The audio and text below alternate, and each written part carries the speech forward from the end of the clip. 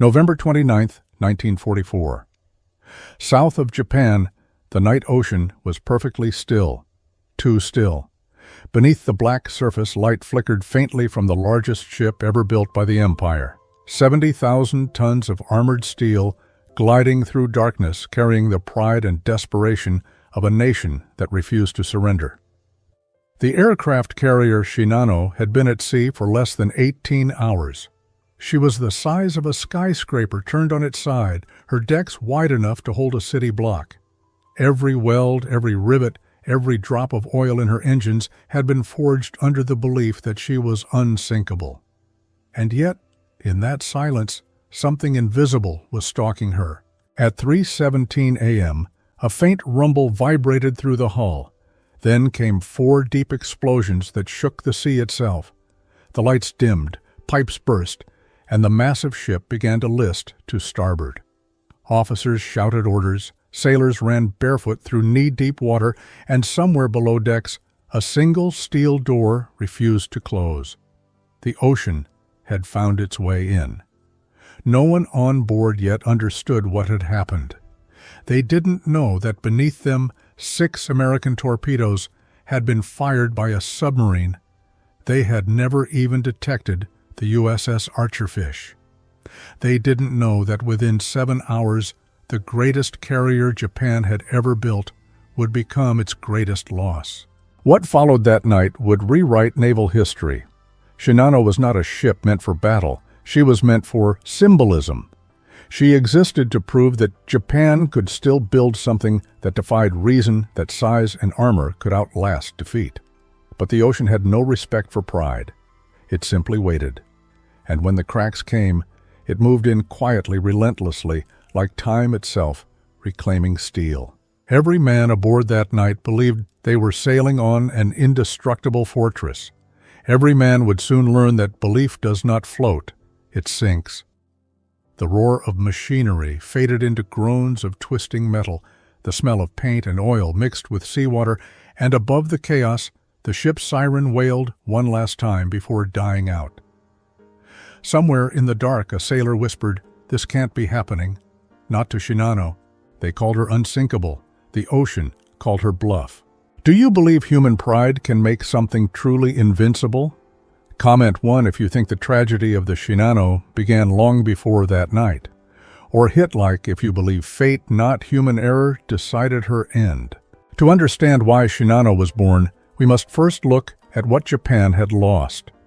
2 years earlier, in June 1942, the Imperial Navy suffered a defeat so devastating that it shattered the illusion of invincibility, built since Pearl Harbor. The Battle of Midway destroyed 4 of Japan's frontline carriers, Akagi, Kaga, Soryu, and Hiryu, in a single day. Hundreds of pilots were lost, and with them the core of Japan's naval air power. It was a wound so deep that even Tokyo's censors couldn't hide it from the military elite. Within the naval staff, an unspoken question hung in the air: could the empire ever recover its balance on the sea? From that silence emerged an answer: bigger, thicker, stronger. The engineers at Yokosuka were ordered to convert the hull of an unfinished Yamato-class battleship into something the world had never seen before, a supercarrier capable of withstanding anything the Americans could throw at it. Her name would be Shinano, a word drawn from ancient Japan, symbolizing the mountain heart of the nation. The message was clear: Japan would build not just a ship but a statement. Inside the shipyards, the order bordered on madness.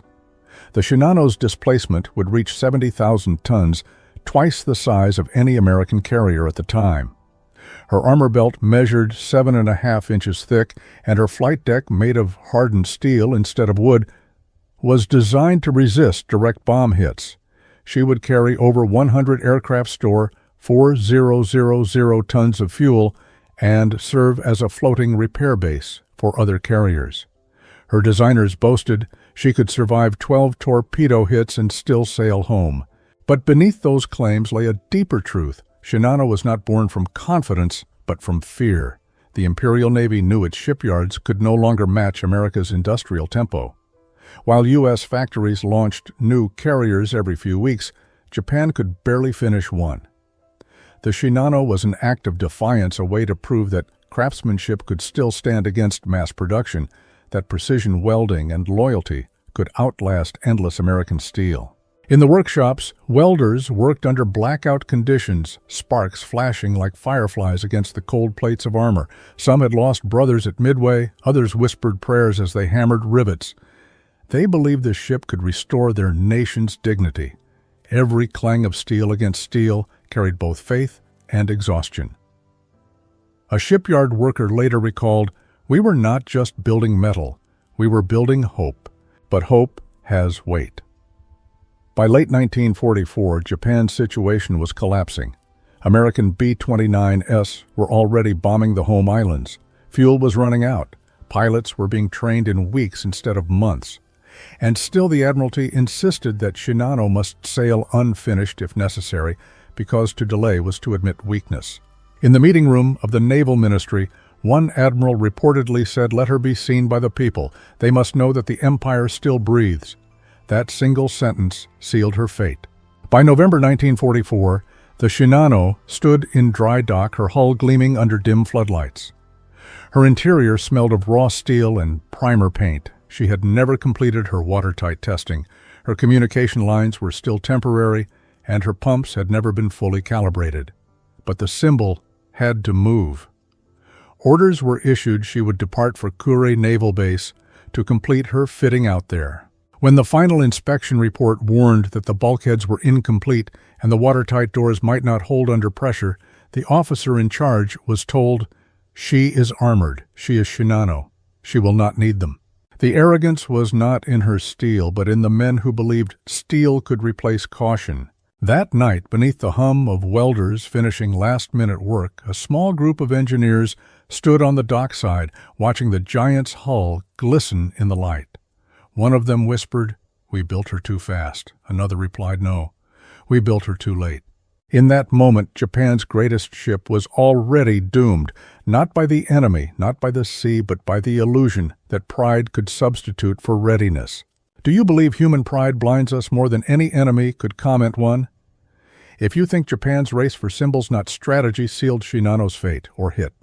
Like if you believe she was a necessary last stand for a nation cornered by history. November 28, 1944. Yokosuka Naval Base lay under blackout. Not a single light showed on the horizon. Only the slow pulse of welding arcs flickered against steel, and the faint hiss of acetylene torches echoed through the night air. The order had come from Tokyo that morning: Shinano must sail tonight. Every officer understood what that meant. The base had already been photographed by American reconnaissance planes, and intelligence feared a bombing raid could destroy the ship before she ever left harbor.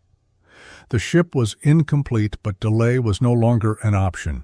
At 6:00 p.m., the largest warship Japan had ever built began to move. Her engines rumbled with a low, almost hesitant vibration, sending concentric ripples through the still harbor water. Workers on the docks stopped to watch. Many didn't speak. They just stood in silence, their faces dimly lit by the red glow of cigarettes, as the 872-foot hull of Shinano slipped past like a moving city of shadows. Her paint was still fresh. Her deck still smelled of oil and primer. Inside corridors ran half-finished bare metal walls, exposed wiring and temporary lighting strung along ceilings like a construction site at sea. Captain Toshio Abe stood on the bridge, his cap pulled low against the cold wind. A veteran of the carrier Shokaku, he knew the cost of complacency. He had seen carriers explode and sink under American bombs, yet even he felt the weight of the symbol beneath his boots. "She is strong," one officer said. Abe nodded, though his eyes betrayed uncertainty. He knew the truth. Strength on paper meant nothing in the Pacific. Behind Shinano trailed 3 destroyers, Isokaze, Hamakaze, and Yukikaze, all experienced escort, yet none knew the details of their passenger. Orders from Naval Command had sealed the operation in secrecy. To them, it was simply a special transport mission. In the radio room, communication lines crackled with static. No messages were to be sent. Radio silence was absolute. The convoy crept into the open sea under a moon partially veiled by clouds. Inside the carrier, the mood was uneasy. Many of the crew were not sailors at all. Roughly one-third of the personnel were trained naval men. The rest were yard workers, engineers, and mechanics still installing equipment as the ship moved. Some slept beside crates of tools. Others stood near unsealed hatches, listening to the creaks of the hull as it flexed with each wave. The watertight doors, newly fitted, had never been tested for pressure. Pumps had not undergone full trials.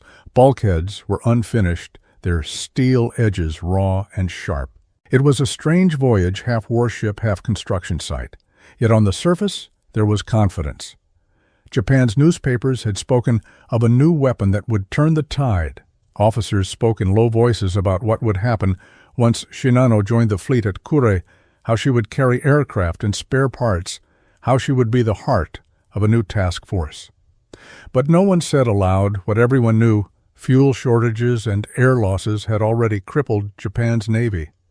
Shinano was not sailing into glory, she was sailing into a war already lost. As the coastline faded behind them, the sea turned black and endless. The wind shifted, carrying the smell of rain and diesel. Abe ordered a zigzag course at 20 knots to avoid submarines. The radar operators scanned the horizon, but the equipment, brand new, untested, flickered with interference. The destroyers reported no contacts. The bridge crew exhaled in relief. They believed the waters near home were safe. They were wrong. Beneath the same dark sea 20 miles to the southeast, another vessel moved in silence. The USS Archerfish, an American submarine commanded by Joseph Enright, was patrolling the approaches south of Tokyo Bay. Enright had been here for days without a contact worth attacking. He had been passed over for promotion once before, accused of excessive caution. Tonight he needed redemption. At 8:00 p.m., radar picked up a faint blip, large, fast, and moving southwest. Enright frowned. "That's no convoy," he muttered. "Too big, too quick." He ordered the sub to periscope depth. Through the misty moonlight, a shadow appeared, massive, unlike anything he had ever seen. Even through the distorted periscope lens, the silhouette stretched across the horizon. He couldn't tell what it was, only that it dwarfed anything afloat. "Captain, should we signal headquarters?" his officer asked. Enright hesitated. The radio silence from command meant no guidance would come in time. The decision was his alone. "No," he said finally. "We'll shadow her." And so began a 6-hour pursuit across the silent waters. The Archerfish matched every turn, keeping her distance just beyond visual range. In the control room, sweat clung to faces despite the cold. The men whispered as they watched the stopwatch tracking each maneuver. Every 30 minutes, Enright raised the periscope for a quick look.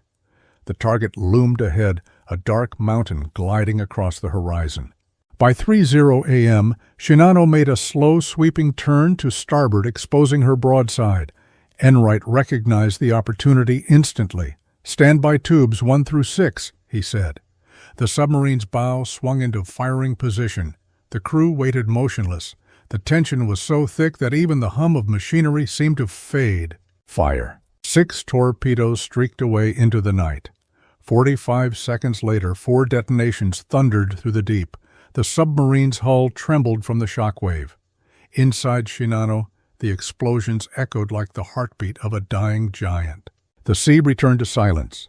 Up on the bridge, Captain Abe gripped the railing as alarms blared below. He didn't yet know what had struck them, only that the ship was listing and the pumps weren't responding. He shouted orders: damage control seal compartments, maintain course for the coast. But every command came seconds too late. Seawater was already spreading through the unfinished corridors, turning pride into panic. The ocean had finally answered Japan's greatest boast with silence. Do you think Shinano's doom was written the moment she left port unfinished? Comment 1 if you believe pride blinded them, or hit like if you think no ship, no matter how mighty, could have survived that night. The ocean between the hunter and the hunted was only a few hundred feet of black water, yet neither side knew the other's true shape. At 3:17 a.m., that fragile silence shattered. 4 explosions tore through the sea with a violence that seemed almost unnatural. On board Archerfish, the lights flickered as the shockwave rolled across the submarine's hull. Enright steadied himself against the control panel, listening. 1, 2, 3, 4. The sounds were deep, heavy, and final.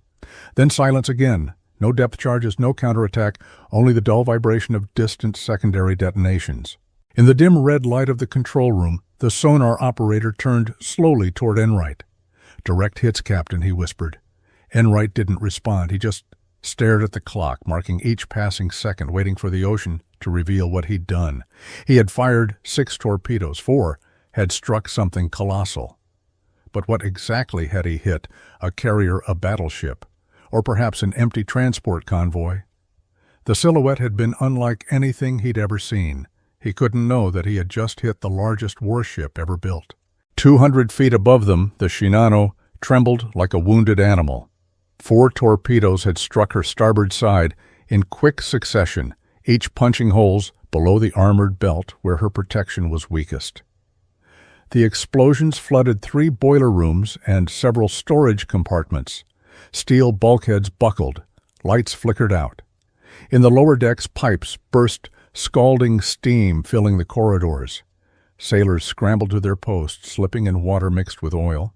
Orders echoed through the chaos, but without a functioning communication system, many compartments never received them. Captain Abe stood on the bridge, his jaw set. "Damage control," he barked. "Seal the starboard compartments. Maintain course to the coast." His officers rushed to obey, but already the ship's list had grown to 5 degrees. The chief engineer reported flooding in multiple areas, pumps unresponsive, electric circuits failing. Abe frowned but refused to slow down. He believed Shinano's massive bulk could absorb the punishment.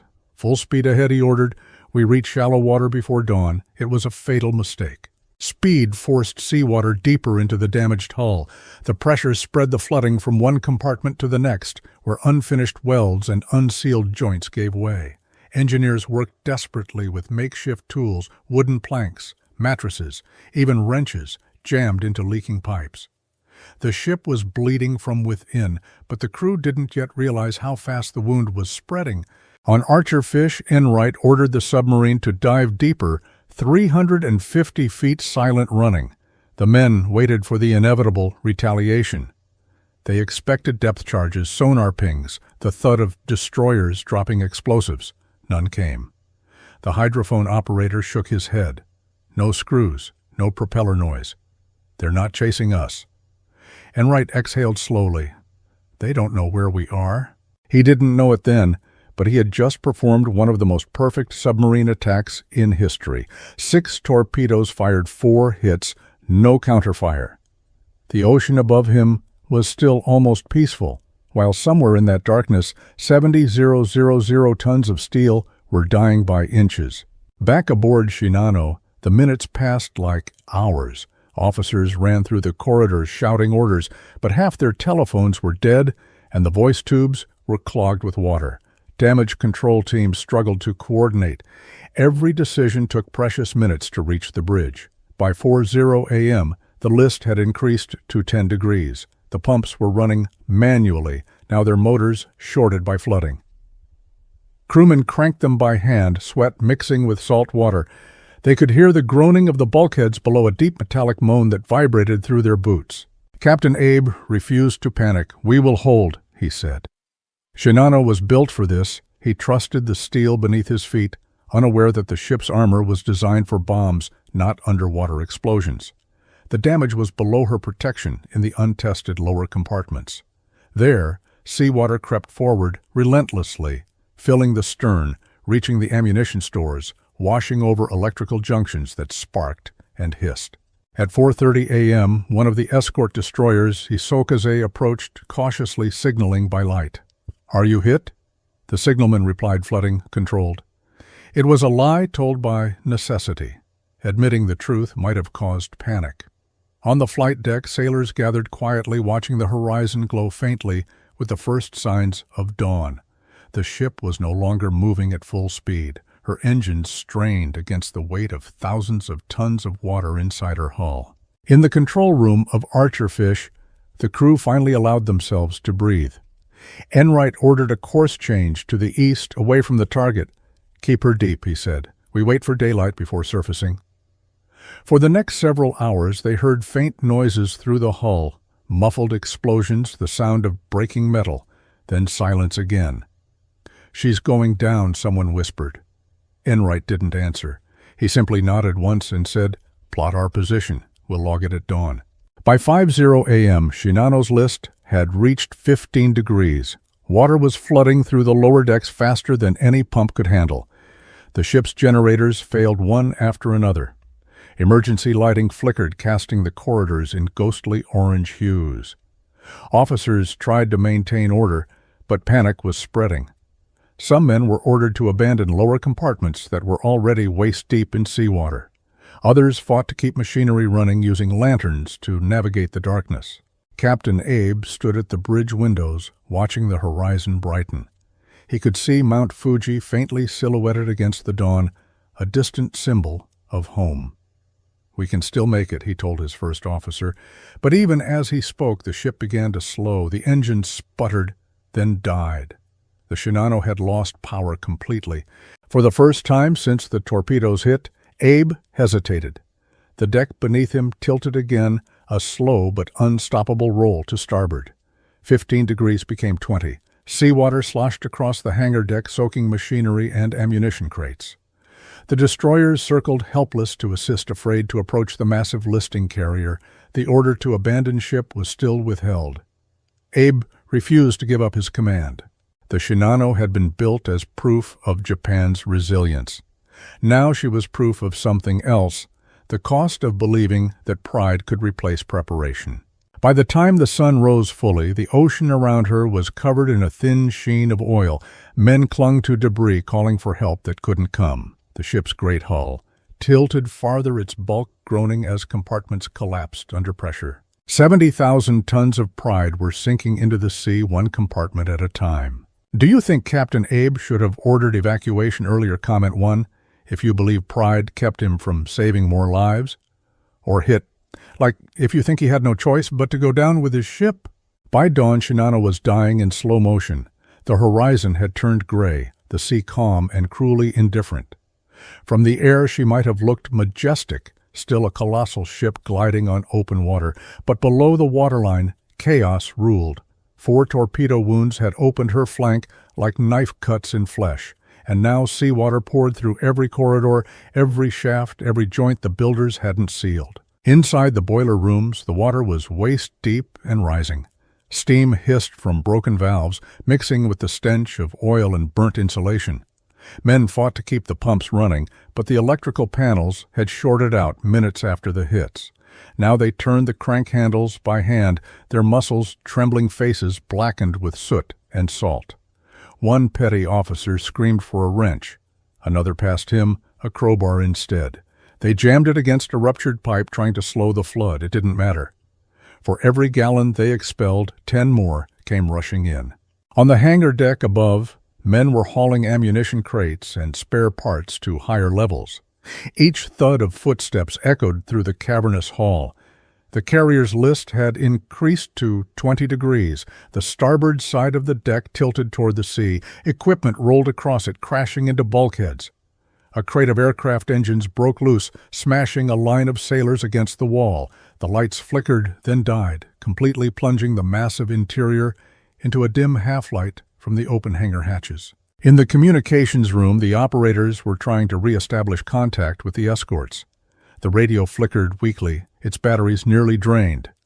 A single message went out, flooding uncontrolled: "Request immediate assistance." But even that plea was barely transmitted. The carrier's antenna array had been damaged, and the signal dissolved into static before reaching the destroyers. On the bridge, Captain Abe watched the sea through binoculars. His face was pale, drawn tight with exhaustion. Around him, officers argued quietly. Some begged to abandon ship. Others urged him to hold. "We can still tow her," one insisted. "If we can reach shallow water is 50 miles away," another interrupted. "We'll never make it." Abe said nothing. His uniform was soaked, his hands gripping the railing so tightly that his knuckles turned white.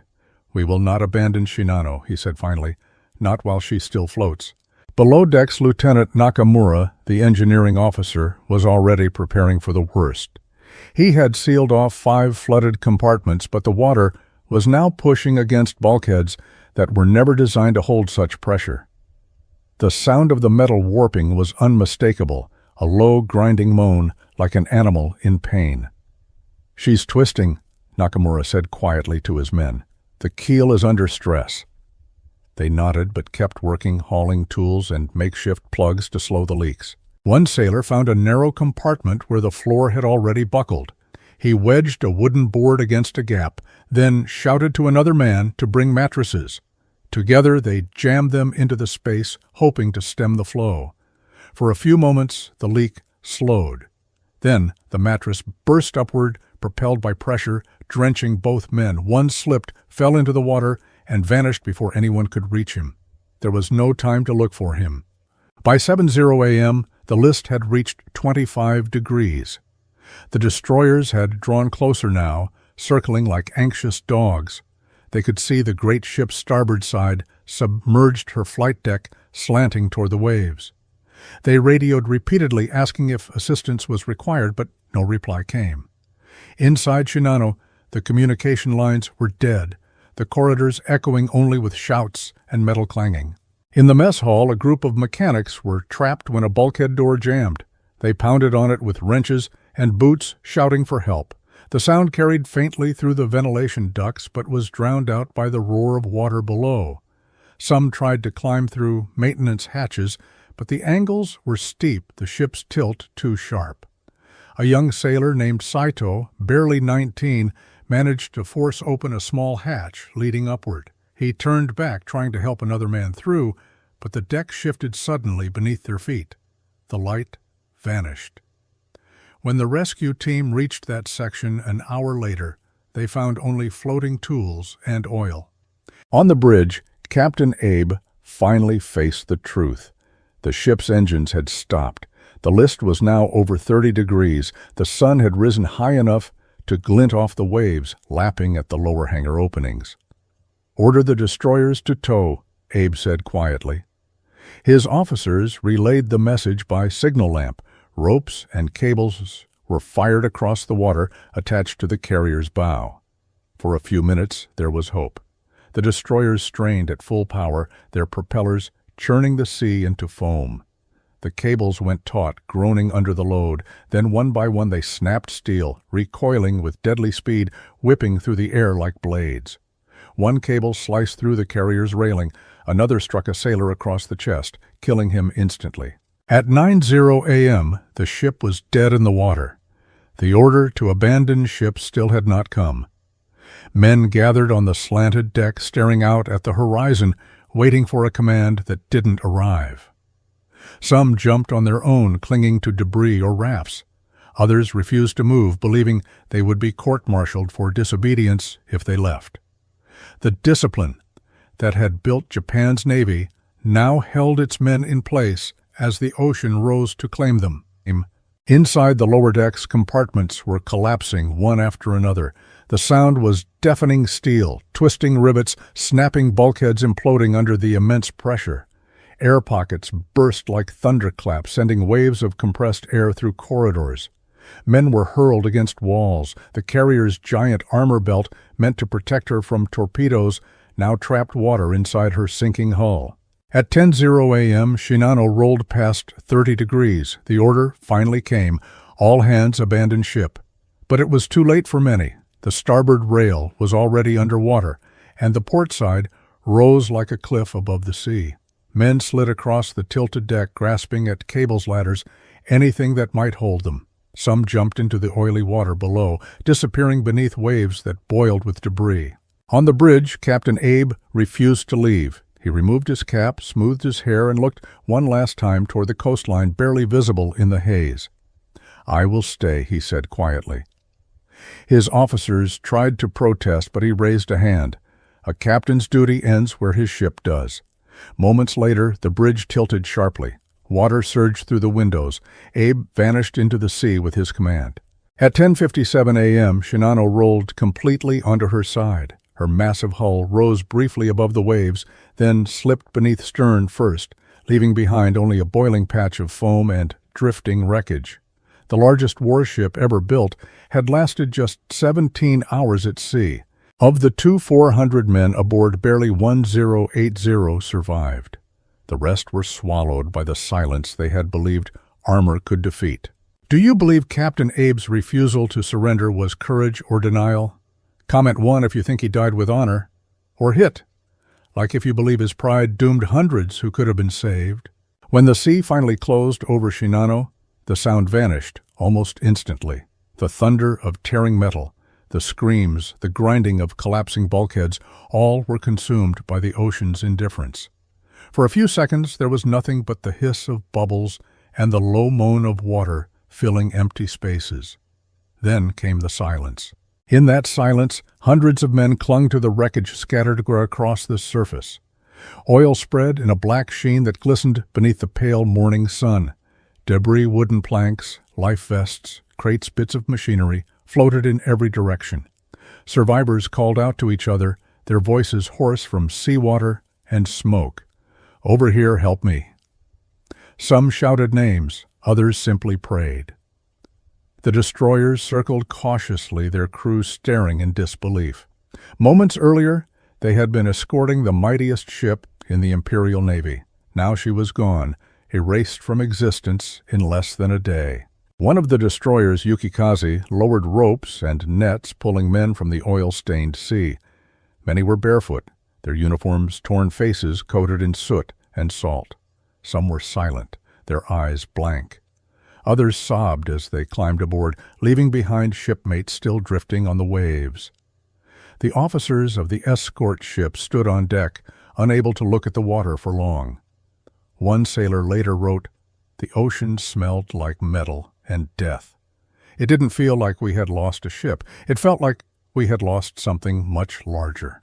By midday, the survivors were scattered across the 3 destroyers. Captain Abe's body was never recovered.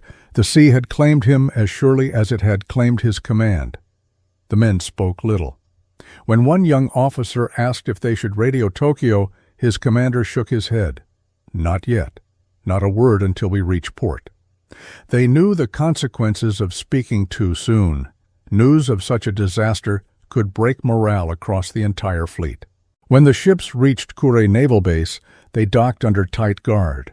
The survivors were led ashore and taken to isolated barracks. Their clothes were burned, their names recorded. Then came the order that sealed their silence. "You will never speak of this ship or of this day. The existence of Shinano is classified. Violators will face imprisonment." The men nodded numbly. No one argued. They had seen enough to understand that even survival could be dangerous in an empire built on illusion. In Tokyo, the Admiralty gathered behind closed doors. The report from Kure was brief and devastating. Shinano, the pride of Japan, had sunk less than 24 hours after launch. The admiral who read the report is said to have placed it quietly on the table and whispered, "Then the sea has judged us." No official announcement was made. The newspapers remained silent. To the Japanese public, Shinano never existed. Her name was erased from shipyard logs and fleet rosters, replaced by vague references to a special project. Weeks later, American intelligence analysts at Pearl Harbor intercepted radio chatter from Japanese escorts describing rescue operations, but the details were unclear. When Commander Joseph Enright filed his patrol report claiming he had sunk a large carrier, analysts doubted him. The Navy Board dismissed it as exaggeration. No such carrier was known to exist. Enright wrote in his log, "Target destroyed, possibly large tanker or auxiliary carrier. Confirmed 4 detonations, total loss probable." It wasn't until after Japan's surrender in 1945 that captured records proved his claim true. Archerfish had sunk Shinano, the largest warship ever destroyed by a submarine. In the post-war years, silence remained the ship's most enduring legacy. No photographs existed of Shinano at sea. No official blueprint survived intact. Only a handful of testimonies, faded memories from men who had watched her die, would later reveal what had happened. A Japanese survivor interviewed decades later said quietly, "We believed armor could protect us from everything. But the ocean doesn't care about armor. It only cares about what is sealed and what is not." Today, Shinano rests beneath 4,000 feet of water off the coast of Honshu. The currents move slowly there, carrying sand and silt across her hull. Her steel is rusted, her deck buried, her nameplate long gone. Yet in the silence of that depth, she remains a monument to the illusion of invincibility. Steel can be forged in fire, but pride is always forged in fear. Do you believe Japan's greatest ship was doomed by arrogance or by the unstoppable power of change? Comment 1 if you think pride built her tomb, or hit like if you believe her death was inevitable in the age of industrial warfare. When the war ended less than a year later, the name Shinano reappeared not in triumph, but as a ghost in official archives. American intelligence officers combing through captured Japanese naval documents stumbled upon her blueprints in a sealed file labeled Project 798. What they found stunned even the victors. The Shinano had been larger than the Enterprise, the Hornet, and even the Yorktown combined. She had been launched in secrecy, guarded by thousands of men, and yet she had never completed a single combat mission. The world's largest aircraft carrier had been defeated not by bombs or guns, but by mathematics, water pressure, and hubris. For the Imperial Navy, the truth was unbearable. The loss of Shinano symbolized the collapse of everything the empire believed about itself. For years, Japan had built its power on the idea that craftsmanship and courage could overcome industrial inferiority. The Shinano was supposed to prove that faith right, a fortress of steel that no amount of American production could match. Instead, she proved the opposite, that no amount of armor could compensate for a crumbling system. When the survivors were finally allowed to speak after the war, they described not an explosion, but an unraveling.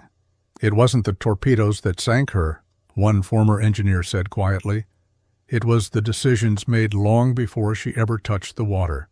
He meant the compromises, the rush to launch before completion, the refusal to test systems, the arrogance of commanders who believed size equaled safety. In that sense, Shinano's sinking was not an accident of war. It was the inevitable result of an empire built on illusion. In Washington, naval analysts studied the incident with fascination. How could such a massive vessel sink so quickly? The answer lay in a brutal equation. Strength without integrity is weakness multiplied. Shinano's unfinished compartments created perfect channels for flooding.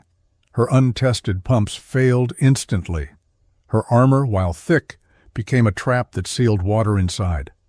Every decision meant to protect her ended up ensuring her destruction. But beyond the engineering, there was a deeper meaning that both sides came to understand.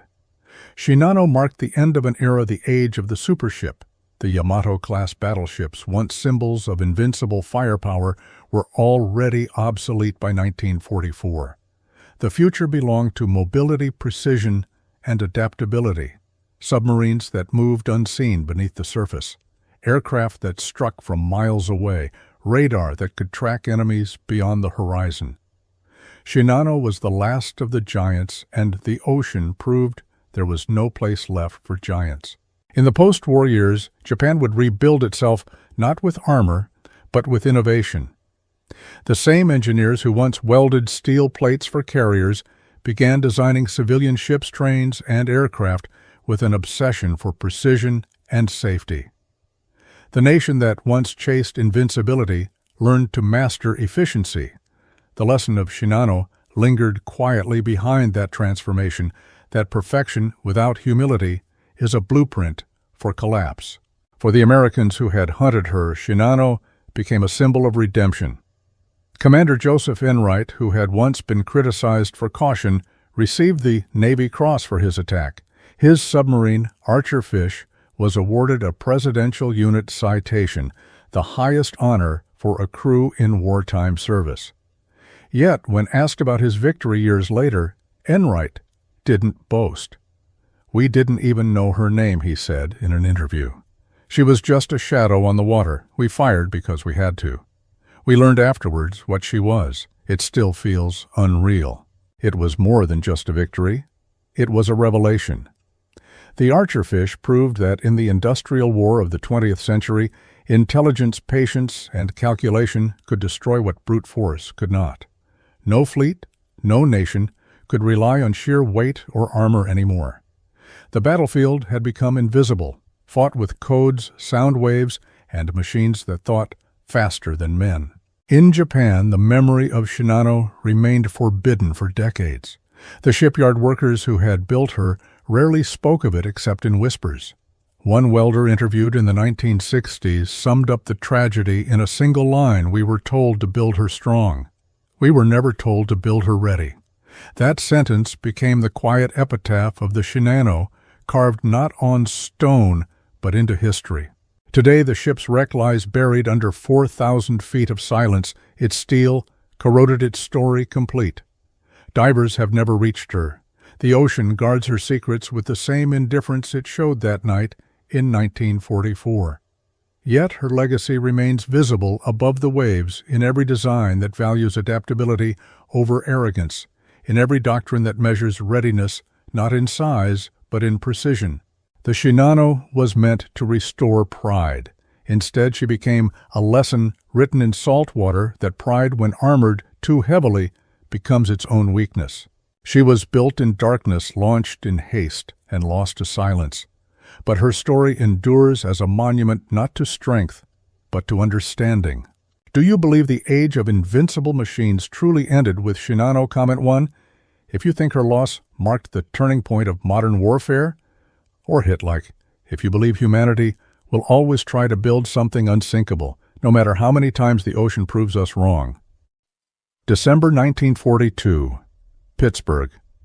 The snow outside Liberty Avenue muffles the city into a gray hush, while a single workshop hums like a living thing. Belts slap lathes, sing, oil glistens under a dangling bulb. In the back, a compact man with a heavy jaw and wire-rimmed glasses leans over a lens blank until the world exists only as circles of ground glass and micrometer ticks. His name is John Unertel. To most Americans, he is just a German with an accent thick enough to cut. To the Marines fighting across the Pacific, he will become something else entirely, the man who teaches them to see farther than their enemy. He just doesn't know it yet. That winter, the war feels like a riddle with no answer. Pearl Harbor is a year behind, but its smoke still clings to every conversation. Guadalcanal has taught the Marines an ugly lesson: the men who can see at 800 yards decide who lives at 800 yards. The Corps went to war with scopes designed for calm rifle ranges and blue sky qualifications, 5-power tubes with tiny objective lenses that blanch at distance and fog at the hint of weather. In training, they could hold 10 ring groups at 600 yards. In combat, through heat shimmer, jungle breath, and drifting smoke, the target dissolved into a watercolor of motion and theory. A Japanese sniper behind a slit of shadow could pin a platoon in place while American rifles searched for shapes that would not hold still. Into that failure stepped the immigrant craftsman. Unertel's story does not fit in a recruiting poster. He learned precision the old way, apprenticed among European instrument makers who treated 1/1000th of an inch as a kind of oath. He married Emma, followed opportunity across the Atlantic, and set up a small optics shop in Pittsburgh, making target scopes for civilians who liked weekends on the range and afternoons at Camp Perry. Nothing about those slim tubes said weapon of war. They were fastidious, almost delicate, long, bright, and externally adjustable, with micrometer drums that clicked like a watch. When Marine evaluators first handled them, they saw all the wrong things: too many parts to clog with dust, too much glass to fog, too much thinking required for 19-year-old hands under fire. But a single look through the glass turned that skepticism into doubt. 8-power magnification. A big, light-hungry objective that made dusk look like late afternoon. Reticles fine enough to slice distance into repeatable arithmetic. Captain George Van Orton of the Marine Corps Equipment Board raised the tube to his eye and watched a paper bull at 1,000 yards stop being a speck and become a target again. Precision is not romance. It is a contract between the shooter and the physics of a long shot. The scope promised a contract the Marines had never been offered, and yet the institution flinched. War punishes complexity, the argument went, and a fragile miracle is worse than a crude certainty. Memos arrived with the gravity of official ink not recommended for adoption, too delicate for field conditions, mount insufficient under recoil, external adjustments liable to seize. None of that language mentioned a single Marine bleeding out behind a coral boulder because he could not see the man who shot him. None of it mentioned the helpless geometry of Pearl Harbor when a gunnery sergeant had tried to thread a bullet into a cockpit he could barely resolve. If war is a tunnel, the American sniper was entering it without a light. So the paradox sharpened. A German by birth living a streetcar ride from a steel mill grinding optics the way watchmakers keep time is asked to arm the men who will fight his former countrymen. He says yes and does not give a speech. He pulls up a stool, resets the micrometer, and starts removing everything from the glass that does not belong there. The American officers watching him work are not sure whether they are seeing a solution or an elegant mistake. Outside the door, the draft howls against the pane. Inside, the only wind is the breath he holds steady as the lens comes to focus. Here is the question the war will answer. Can an instrument born on a bench, finicky, exact, almost aristocratic in its demand for care, survive the mud-salt shock and heat of the Pacific and give Marines back the yards that kill them? Can a man who left Germany help break the arrogance of its empire without breaking himself? You already know part of the answer. History is full of inventions that looked ridiculous until the day they weren't. But the road from this room to the firing line runs through humidity, coral dust, and the weight of institutional doubt. The glass will shine in testing. It will change lives on one island and fail on another. It will be boxed, forgotten, then dragged into a new war where cold air, not jungle breath, crowns it with legend. We begin here because this is the last moment when the outcome could still be anything. If you believe a single craftsman's precision can change a battlefield, comment 1 below. If you disagree, if you think wars are won by numbers, not by the quiet hands at a workbench, tap like. Either way, subscribe now because in the next chapter, we put this scope on a rifle ship into the Pacific and watch what humidity does to miracles. And answer this in the comments so we can feature you on screen in part 2 in a life or death fight. Would you choose a tougher tool that sees less or a fragile instrument that lets you see everything? The story of the unearthly scope begins not in a workshop but in the smoke and chaos of December 7, 1941. The air over Pearl Harbor rippled with heat and oil as Japanese aircraft strafed helpless men in the water. Among the defenders that morning was Marine Gunnery Sergeant Tom Brewster, a rifleman with 20 years of service and hands that knew the balance of a Springfield like a surgeon knows his scalpel. When the first bombs hit Ford Island, Brewster didn't run for shelter. He sprinted toward the armory, threw open a weapons rack, and pulled the same rifle he had used on the range at Quantico, the M1903 Springfield, fitted with a Lyman 5A scope, a relic of the last war. It had earned him expert qualification badges and respect in peacetime, but on that morning it would become a lesson in the limits of sight. Through drifting smoke, he spotted the flash of sunlight on aluminum, an enemy torpedo bomber circling for another run. Range estimation 800 yards, maybe more. The reticle swayed across the blur of motion. The scope's 5-power lens turned the sky into a haze of movement, too little magnification to read a cockpit, too much distortion to predict where the pilot would be a second later. Brewster steadied his breath, led the target, and squeezed. The recoil was clean. The bullet was perfect. The shot was hopeless. At that distance, the pilot was a rumor in the blur.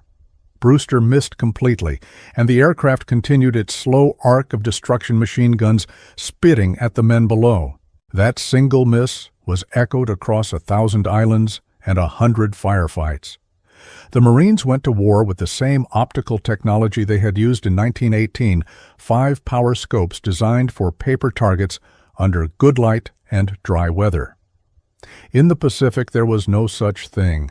Jungle humidity, clouded lenses, salt air, corroded screws, temperature swings, warped focus. The Lyman's 3-4-inch objective lens was barely large enough to gather light at dawn or dusk, the very moments when the enemy preferred to strike.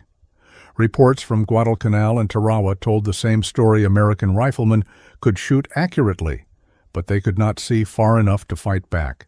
By February 1942, the Marine Corps Equipment Board in Washington was drowning in casualty reports that traced back to the same technical failure, optical blindness. The Japanese Type 97 sniper rifle equipped with a 2.5 power scope might have seemed inferior on paper, yet its operators were trained to fire from 700 to 800 yards with near-perfect concealment. Their rifles were not better, they were optimized. The Americans had no such optimization. Their scopes fogged in the field and lost 0 after a few rounds. Entire platoons learned the hard way that accuracy was meaningless if the target disappeared beyond visibility. Captain George O. Van Orton, a competitive marksman-turned-engineer, understood the problem in the language of numbers. At Camp Perry, he had hit claybirds at 1,000 yards. In the Pacific, Marines were dying at half that distance. He read the after-action reports not as stories of failure, but as data points on a graph that screamed for a solution. When he was assigned to evaluate new optical systems, he did what most officers wouldn't. He left Washington and rode a train through the frozen Pennsylvania countryside to a small shop in Pittsburgh whose name barely appeared in government registries, Unertl Optical Company. There was no reception desk, no polished display. Just a row of benches littered with brass shavings, smell of cutting oil, and a man with a foreign accent who spoke as if each sentence had to be filed to tolerance. Van Orton laid a battered Lyman scope on the counter and explained what the Corps needed: clarity at 1,000 yards, precision adjustments, and durability in the field. John Unertl listened without interrupting, then pulled a long, narrow case from beneath the bench. Inside was a scope unlike anything Van Orton had seen, slender, but with a lens that seemed to swallow the light from the room. "This Voss made for sport shooting," Unertl said. "It is not military, but maybe you try." The captain raised it to his eye. The distant end of the shop snapped into perfect focus. Through the glass, he could see the texture of a paper target taped to the far wall, the staples, the faint grain of the wood behind it. The optical clarity was shocking, almost unsettling. 8 power, he asked. Unertl nodded. It can see 1,000 yards if the man behind it knows what he's doing. That afternoon they walked to a nearby range used by the Pittsburgh Rifle Club. At 600 yards, the Lyman 5A could barely distinguish the black bullseye. Through the Unertl, the numbers on the scoring rings were crisp enough to count. Van Orton fired 3 rounds. Each hole touched the next. He loaded 3 more and repeated it. The grouping was smaller than a playing card. The engineer inside him calculated the spread sub-minute of angle accuracy better than anything in Marine service. For the first time, he allowed himself a dangerous thought. What if the war could be changed, not by a new weapon, but by a better way of seeing? When he returned to Washington, Van Orton's report read, "Like an argument against military conservatism, recommend immediate trial of Unertl 8X scope on modified M1903A1 platform. Performance exceeds current standard in clarity, repeatability, and effective range." The response came back weeks later, typed in the dry language of bureaucracy: "Too complex. Insufficient field testing. Not suitable for combat deployment." But somewhere in the middle of that rejection lay a quiet truth one man had seen farther than the institution he served. If you believe vision matters more than conformity, comment 1 below. If you think simplicity always wins on the battlefield, tap like. And subscribe, because in Part 3, we test the impossible. What happens when a civilian's fragile masterpiece is strapped onto a Marine rifle and sent into the unforgiving jungles of the Pacific? The train from Washington reached Quantico before dawn.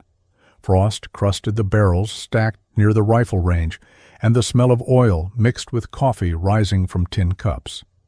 Captain George Van Orton stepped off the platform carrying a wooden case that weighed less than it should have, yet contained something that could tilt the balance of a distant war. Inside were 8 of John O'Neill's hand-crafted scopes, civilian target optics, never meant for combat, each one ground and assembled by hand under a magnifying glass. The Marines waiting to test them were not impressed. To them, the tubes looked too long, too fragile, too clever. Sergeant Bill Harrison, 20 years in uniform, stared at one like it might break from the wind.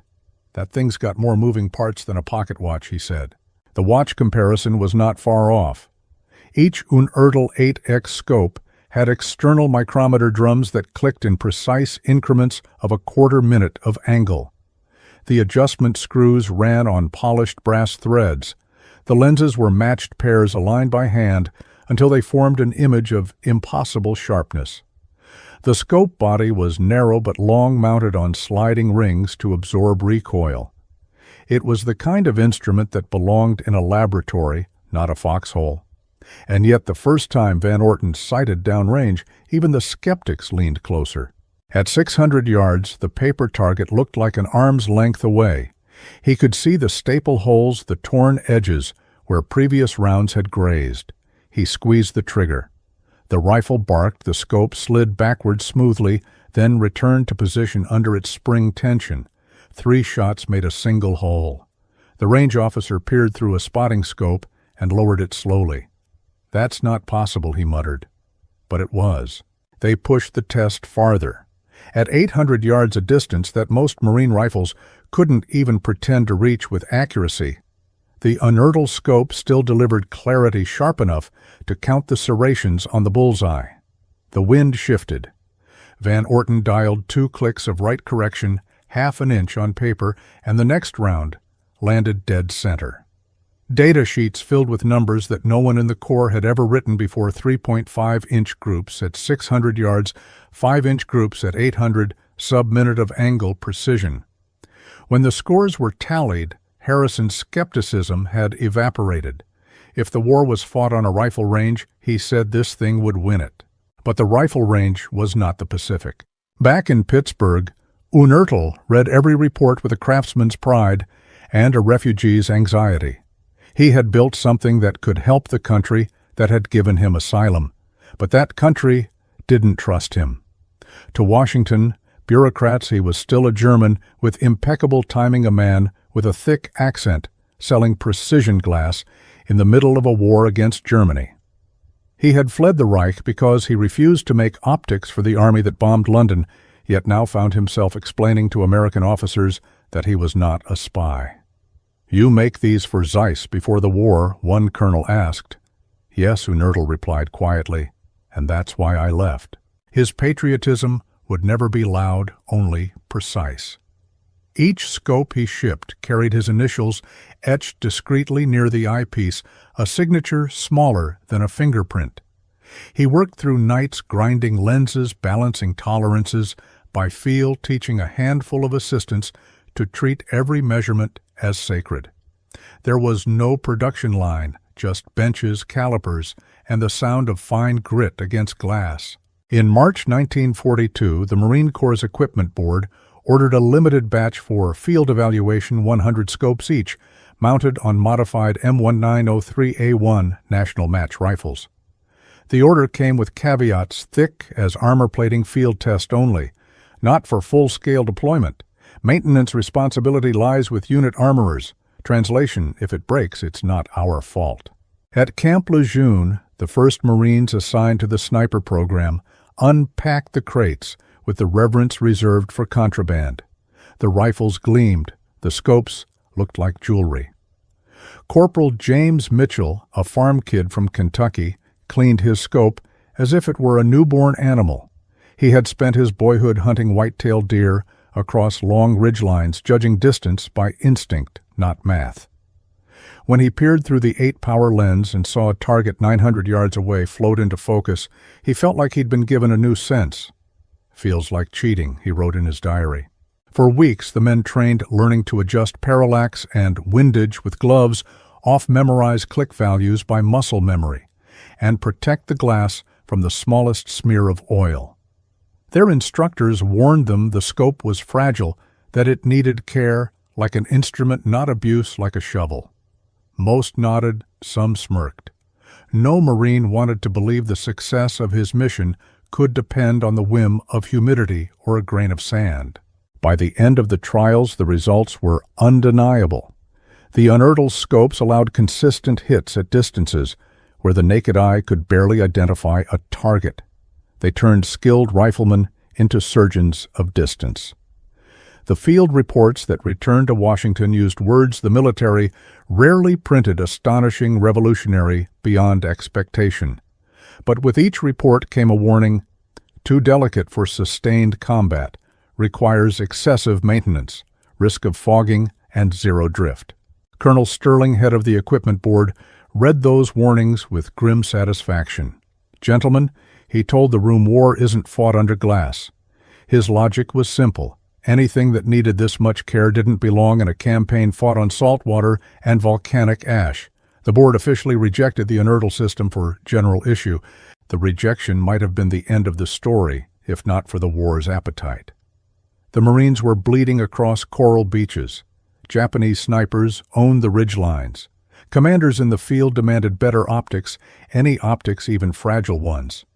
So, the impossible scope was approved quietly, conditionally, almost reluctantly, for limited deployment in the Pacific. When the first shipment left the Philadelphia Navy Yard in wooden crates marked "fragile," optical instruments, Uneartle stood on the loading dock with his hands in his pockets, saying nothing. He had built tools of precision. Now they were being sent into chaos. As the truck pulled away, Emma Uneartle asked him what he was thinking. He stared after the convoy and said softly, "We will know if they work when they come back, or if they do not come back at all. If you believe perfection can survive war, comment 1 below. If you think every perfect thing breaks the moment it meets reality, tap like. And subscribe, because in Part 4, we open those crates on the beaches of Tarawa, where the tropics will decide whether Uneartle's fragile masterpiece can stay clear when the air itself turns to steam." The crates arrived on a gray morning at Pearl Harbor, still stenciled with their Pittsburgh shipping marks and smelling faintly of machine oil and pine. The armorers cracked them open with crowbars and found what looked more like laboratory instruments than battlefield tools. Slender tubes of blackened steel lenses, polished until they caught every shaft of tropical light.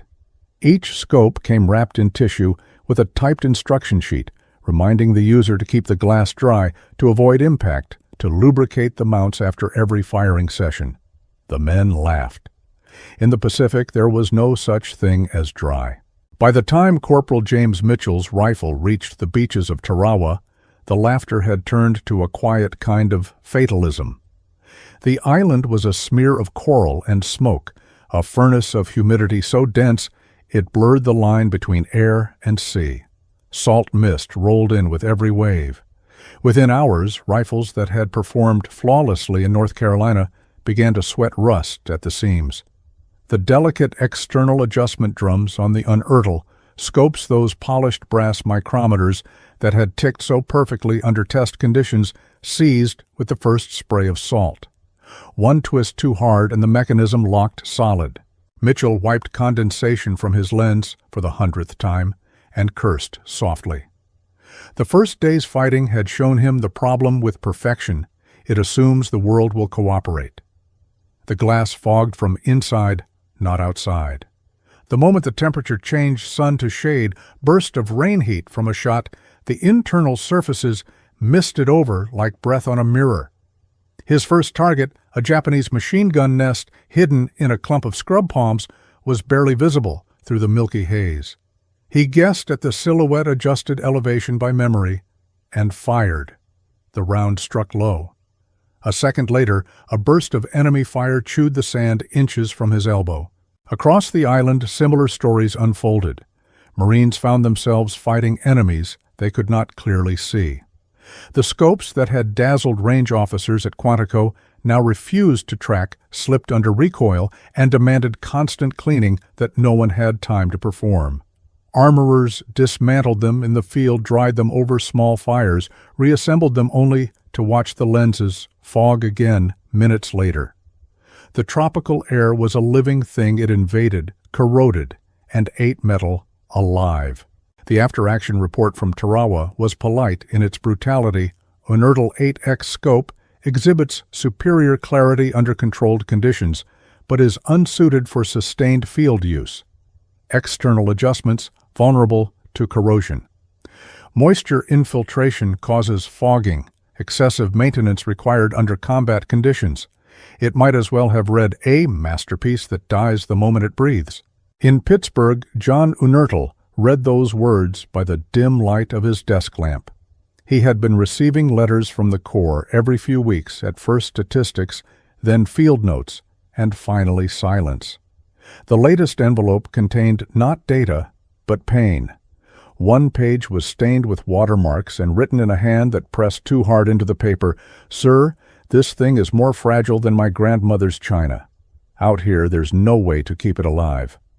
I've gone back to iron sights." It was signed CPL, James Mitchell, 4th Marine Division. Unertl folded the letter and stared at it for a long time.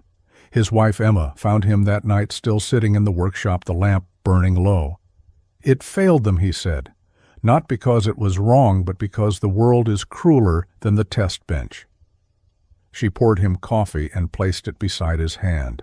He didn't drink it. Outside, the Pittsburgh rain tapped the windows, a northern echo of the Pacific humidity that had undone his work. Back on Saipan, Mitchell kept fighting. The jungle was worse than Tarawa heat, like a furnace rain that came sideways, coral dust, as fine as flour coating every moving part. The scope's brass fittings turned green with corrosion. The mounts loosened under recoil. Even the rifle's blued finish began to peel. During one firefight, he ripped the scope off entirely and used his iron sights, engaging targets at 200 yards, like a man shooting by instinct. When the battle was over, he cleaned the shattered lens and mailed it home with a note. "Tell the man who made this, it was beautiful once." The Marines didn't blame Unertl. They blamed the weather, the ocean, the war itself. But the reports stacked up until they formed a verdict: precision was a luxury the Pacific would not allow. Colonel Sterling read the summaries in Washington and felt vindicated. "I told you," he said to Van Orton, "this isn't a war for glass." The colonel signed the order to suspend production, and the Unertl program went dark. Yet failure is rarely as final as bureaucracy wants it to be. In the same shop where he had once celebrated success, John Unertl began redesigning everything from scratch. He studied every complaint and treated it not as insult, but instruction. Moisture ingress. He experimented with new seals. Corrosion. He replaced brass with nickel and steel alloys. Adjustment seizure. He widened the drum tolerances and applied new lubricants meant for naval instruments. He worked 16-hour days, sometimes through the night, while the rest of the country slept beneath blackout curtains. "If they break my scope," he told Emma, "then I must build one they cannot break." He sent revised designs back to the Marine Board, unasked, unpaid. Weeks later, a letter arrived from a logistics officer thanking him for his continued interest, a polite way of saying the Corps had moved on. But the war had other ideas. As casualties mounted in the island-hopping campaign field, commanders begged for anything that could let their snipers strike before being struck. The Unertl scopes, flawed and fragile, were pulled from storage once again. The men who received them treated them like holy relics, knowing they might fog, slip, or crack, but also knowing that for one clear shot in a week of blindness, they were worth it. War has a way of forcing compromises. On Saipan, Mitchell's platoon used their remaining scopes only in the early morning, when the air was cool enough to keep them clear for an hour. During those minutes, the Marines dominated the ridgelines. One shot at 820 yards eliminated a machine gun nest that had pinned an entire company for 2 days. When the lens fogged again, they waited for dawn. For 1 hour a day, Mitchell wrote, "We were gods." The island campaign bled into the next, and so did the lesson genius on paper means nothing against heat and salt. But somewhere back in Pennsylvania, the man who had built those doomed instruments refused to let them die in the jungle. He believed failure could be measured, corrected, and reborn. If you believe every defeat carries the blueprint for its own redemption, comment 1 below. If you think some environments simply destroy what we build, tap like. And subscribe, because in Part 5, the German craftsman who failed his Marines begins the impossible again, rebuilding, refining, and proving that even fragile glass can learn to survive war. The winter of 1944 was the coldest Pittsburgh had seen in a decade. Inside the narrow brick building on Liberty Avenue, the heat from the machines fought a losing battle against the frost that crawled along the windows. The war had turned Unertl's workshop into something between a laboratory and a prayer. Piles of failed components littered the benches, fogged lenses, corroded mounts, seized adjustment drums, all relics of what had once been called the best glass in the world. Now they were proof that perfection had broken on contact with reality. John Unertl studied them the way a doctor studies the body of a lost patient, looking for what he missed. He began again methodically, relentlessly. Each morning he arrived before sunrise and traced new designs in pencil on paper, already stained with oil. The problem, he concluded, was not precision, it was ignorance of the environment. The Pacific was not a range, it was a chemical weapon made of salt heat and moisture. The solution had to begin at the molecular level. He experimented with new sealing compounds borrowed from the naval industry, a grease mixture used on submarine periscopes that could resist both corrosion and temperature shifts. He built a humidity chamber out of scrap metal and rubber gaskets, testing each new scope inside for hours until the glass either stayed clear or fogged into failure. Emma watched the transformation of her husband with quiet dread. He had always been meticulous, but now he was consumed. Nights bled into mornings. The ticking of micrometers replaced sleep. She brought him coffee at midnight and found him bent over the lathe magnifying visor, pushed up hands, trembling slightly from exhaustion. They said it was too delicate, he muttered once without looking up. Then we will make it strong enough to outlive them. By February, the first of the improved scopes was ready. It looked the same, slim, elegant, almost fragile, but inside everything had changed. The lens seats were double-sealed with compound resistant to moisture. The brass fittings had been replaced with nickel steel. The adjustment drums were enlarged for easier handling with gloved fingers. The internal tube carried a microscopic vent that equalized pressure and prevented condensation from forming. To prove it, he ran a cruel test. He left one scope submerged halfway in a tub of salt water for a week, then froze it solid overnight. When he thawed it and looked through the eyepiece, the image remained clear. Word of his private crusade spread. The Marine Corps had moved on to other suppliers, but desperate armorers in the Pacific heard rumors of the new Unertls. Letters arrived asking if replacements existed if the German craftsman had found a way to make his fragile glass unbreakable. He did not answer them all, he simply kept building. In March 1944, the Bureau of Ordnance quietly placed another small order, 800 scopes modified to the new specifications. It was less a vote of confidence than a gamble born of necessity. The Marines were preparing for operations in the Marianas, and they needed anything that could stretch their eyes across the coral plains. The order meant scaling up production overnight. Unertl hired machinists from nearby steel shops and trained them personally. Each man learned to grind lenses to within 3/10,000ths of an inch to polish until the reflection vanished to assemble the spring mounts with torque measured by touch. "You are not making parts," he told them. "You are making sight itself." When the first new scopes rolled off the bench, Emma handled the packing herself. She wrapped each one in waxed paper, sealed them with paraffin, and marked the boxes with her husband's initials. "Do you think they'll last this time?" she asked. He nodded, though he wasn't sure. "They'll have a fighting chance," he said, "and that's more than we gave them before." In the field, the difference was immediate. Reports from the Marshall Islands told of scopes that stayed clear through days of rain and salt spray. At Kwajalein, Marine snipers were hitting targets at 900 yards with first-round accuracy. One after-action note read, "New Unertal models resist moisture infiltration completely.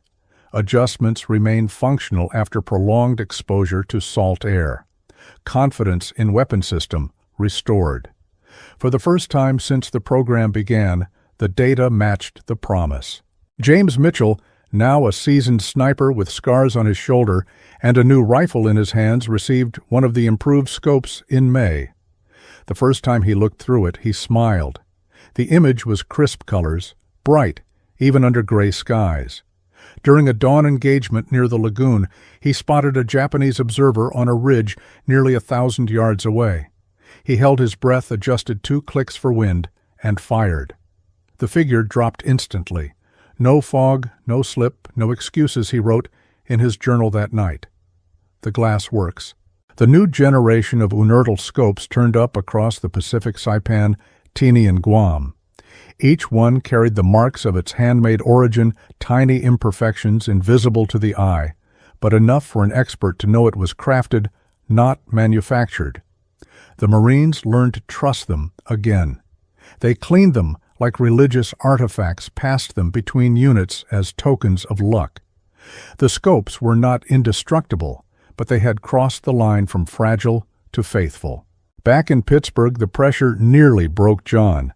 Delivering 2 800 scopes with a crew of 20 meant 18-hour days, 7 days a week. He refused to compromise. When a batch of lenses arrived with hairline scratches invisible to anyone else, he scrapped the entire shipment. A man might die behind that flaw, he told his foreman. "We start again." The foreman protested. John handed him a damaged lens and said, "Look closer." The final shipments left the factory in late summer 1944. The crates were heavier this time, reinforced the wax seals thicker. Watching them roll out of the loading bay, John finally exhaled. He had done everything a human could do. Whether the scopes would survive was no longer in his hands.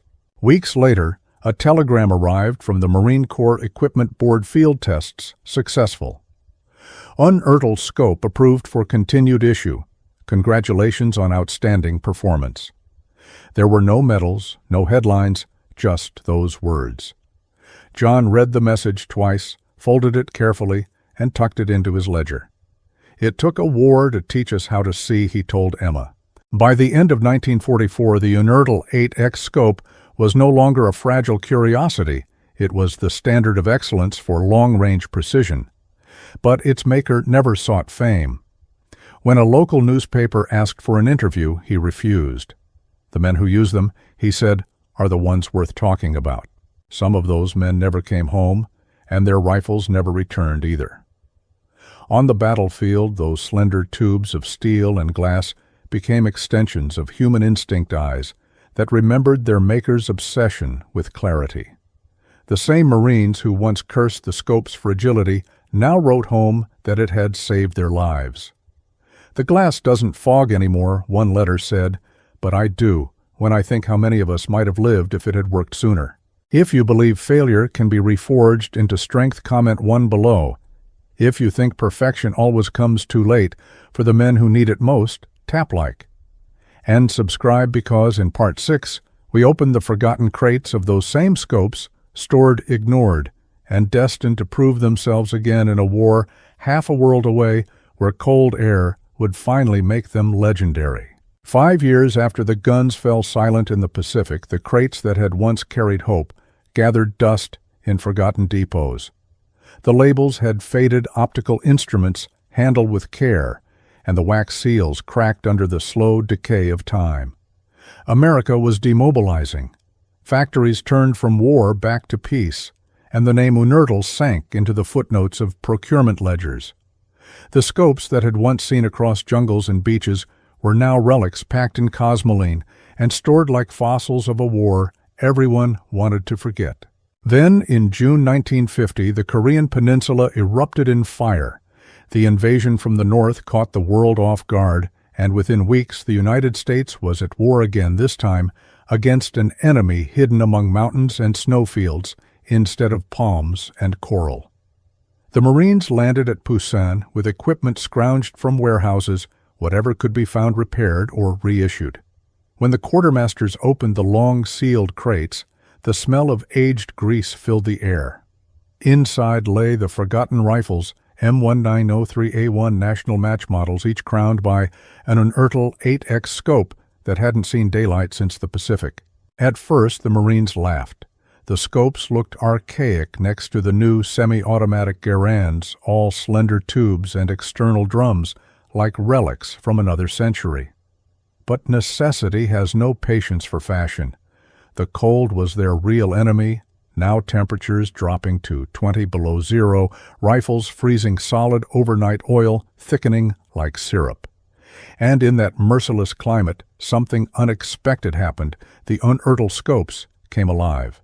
The same external adjustments that had seized in Pacific humidity now turned smoothly in the dry Korean air. The lenses stayed crystal clear no matter how cold the morning. The vented tubes equalized pressure perfectly. Frost gathered on the outside, but never within. What had failed in the jungle thrived in the mountains. Corporal Robert Williams, a Kentucky marksman newly assigned to the 1st Marine Division, received one of the resurrected rifles at the Busan perimeter. He inspected it skeptically, wiping the dried preservative from the glass. When he looked through the scope, the frozen hills snapped into focus as if they had been waiting for him all along. During his first patrol, his unit came under fire from a North Korean sniper nearly 1,000 yards away. The Marines couldn't spot the shooter, but through the Unertl's 8-power lens, Williams caught a flicker of movement, a puff of snow, the glint of steel. He adjusted 2 clicks for wind and squeezed the trigger. The target vanished. It was a first-round hit at 940 yards. Word spread through the division. The old scopes worked. The fragile glass had become a weapon of precision in a theater where clarity meant survival. Over the next month, Marine snipers using Unertl-equipped rifles scored confirmed kills at ranges unheard of since the Great War, 800, 1,000, even 1,200 yards. The data was astonishing, 90% first-shot accuracy under optimal conditions. The weapon that the Pacific had condemned was rewriting doctrine in Korea. By winter, the hills around Seoul and Chosin were echoing with the sharp measured rhythm of sniper fire guided by those resurrected eyes. The frigid air amplified the sound. Every shot cracked like a splitting tree. Chinese soldiers who believed they were safe beyond rifle range began to fall one by one, unseen and unreachable. The Marines called it ghost shooting. The enemy simply dropped no muzzle flash. Visible, no sound of approach, only the echo of death rolling down the frozen slopes. After-action reports astonished Commanders Unertl. Optical system demonstrates exceptional performance under cold, arid conditions. No fogging, no zero drift after 300 rounds. Recommended for expanded sniper training program. For the first time, the name returned to official records, not as a footnote of failure, but as a line of success. The old scopes had outperformed every modern optic the Corps could field. Back in Pittsburgh, John Unertl never saw the reports. He had died the previous year, worn down by exhaustion and years of quiet labor. But his son, John Jr., who had taken over the company, did. When the Marine Corps invited him to Quantico to observe the new sniper training program, he found himself standing on the same range where his father's glass had once been tested and doubted. The instructors handed him a rifle fitted with one of the old scopes. He peered through it at a target 1,000 yards away, and the view was flawless, bright, sharp, timeless. "It's still clear," he whispered. The instructor nodded. "We never stopped using them, sir. They just needed the right war." The irony was complete. The instrument that humidity had destroyed was now being used in temperatures that froze flesh to metal. The same design, unchanged except for a new coat of parkerized finish, was delivering results no modern substitute could match. In the clean, thin air of Korea, the fragile miracle had found its element. Marines who carried the rifles began giving them nicknames: Old Faithful, the Long Eye, the Glass Ghost. Some swore the scope seemed to anticipate their breath, the image holding steady even when everything else trembled. The myth spread faster than official reports ever could. When the enemy learned to fear those single, precise shots echoing from unseen hillsides, the balance of the battlefield shifted. Machine gun nests that once dominated valleys fell silent under invisible fire. Observation posts abandoned positions that were suddenly lethal. The unearthly scope, reborn in ice, had become more than a tool. It was redemption forged in cold metal and colder weather, a vindication of every sleepless night spent grinding lenses in a modest Pennsylvania shop. At the end of 1951, as the armistice talks dragged on, the Marine Corps officially standardized the M1903A1 with the Unertl 8X for sniper use. The paperwork cited exceptional optical performance in extreme conditions. In less formal terms, the field officers said it plainly: it works when nothing else does. The war ended, but the legend grew. Many of those same scopes would later see service in Vietnam, half a generation later, still clear, still deadly. By then, the Marines who used them had no idea who had built them. The name on the tube had been worn smooth by weather and hands. But the design endured, a ghost of a craftsman still looking downrange. If you believe time itself can resurrect what failure once buried, comment 1 below. If you think some inventions only work because the world finally changes around them, tap like.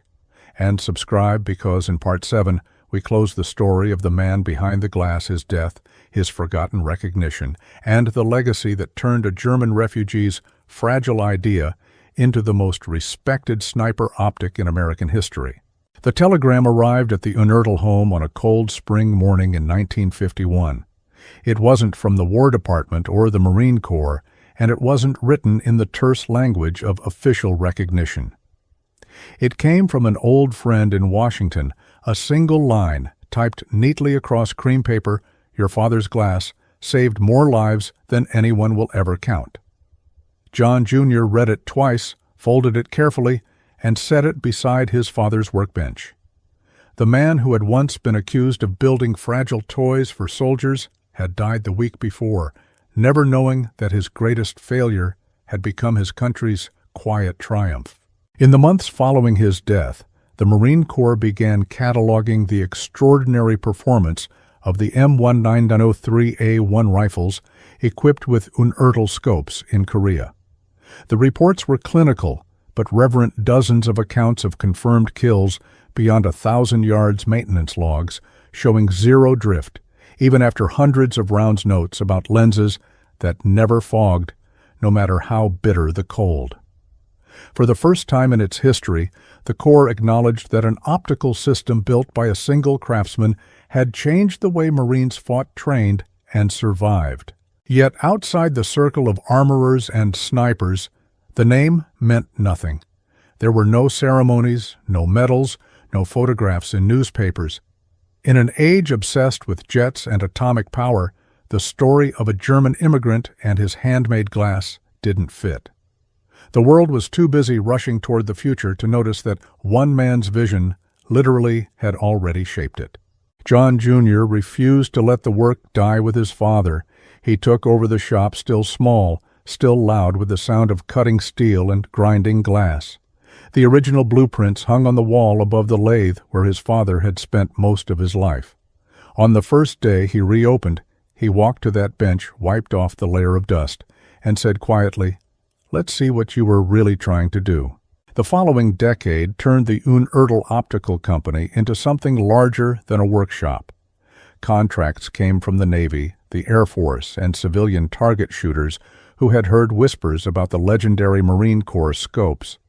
John Jr. improved the design, introducing new coatings to protect against glare and moisture, tightening the internal tolerances until they were nearly microscopic. But he kept the same engraving on every tube on Ertl Optical Company, Pittsburgh, PA. It wasn't just a name, it was a signature of trust forged in the crucible of war. At Quantico, where Marine snipers were trained, the instructors began each course with the same demonstration. They would place an old Unertl 8X scope on a table, the steel darkened by age, the serial number barely legible. This, they told each new class, is the reason you're here. Some of the scopes had been carried through 3 wars. A few had been hit by shrapnel and still held 0. Each was a relic that refused to die.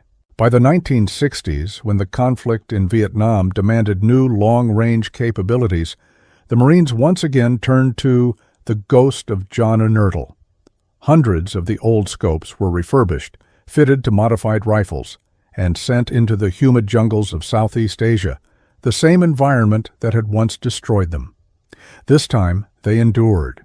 New sealing techniques, improved lubricants, and better training turned the fragile glass of 1942 into a weapon system that worked flawlessly 3 decades later.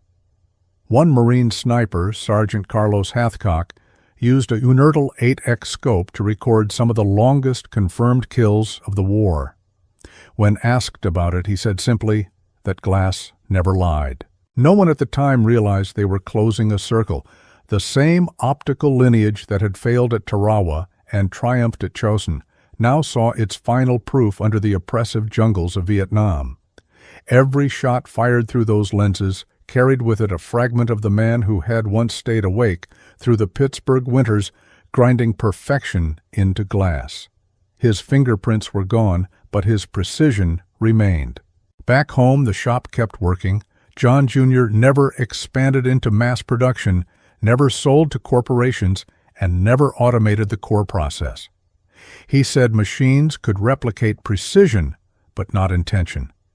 The moment we stop caring about what goes through the glass, he told his apprentices, we stop seeing at all. In 1974, the Marine Corps awarded a posthumous citation recognizing the contribution of the Unertl Optical Company to U.S. military marksmanship.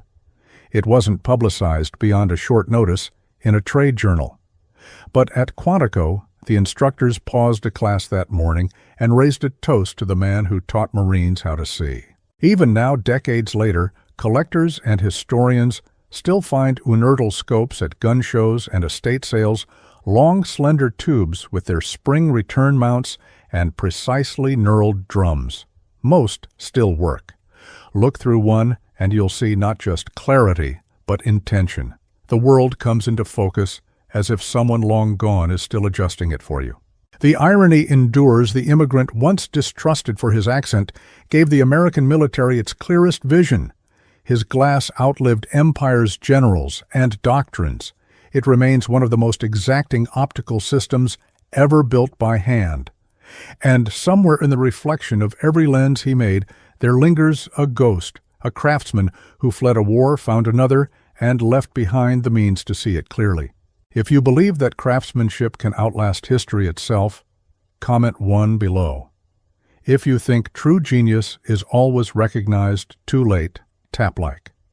And subscribe, because the next story will take us into another forgotten corner of the war, where one engineer's obsession with sound not sight helped turn the tide beneath the Pacific waves.